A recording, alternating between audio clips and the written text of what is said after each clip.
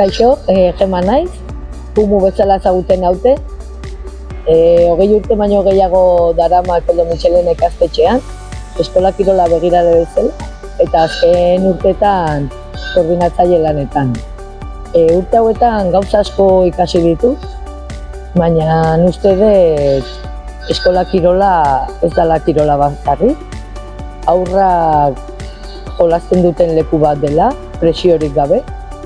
Kirol desberdinak ezagutzen dituzten leku bat, berdintasuna, aniztasuna, inklusioa, konpromisoa, talde lana bezalako baloreak ikasten dira. Lotxak eta beldurrak gainditzen laguntzen die, konfiantza hartzen dute eta pertsona bezala eizten laguntzen diegu.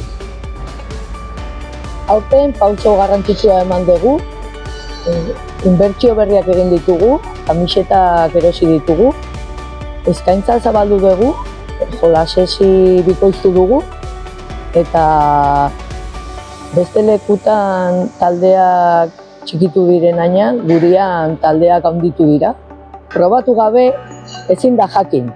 Animatu, zatoz eskola kirolara.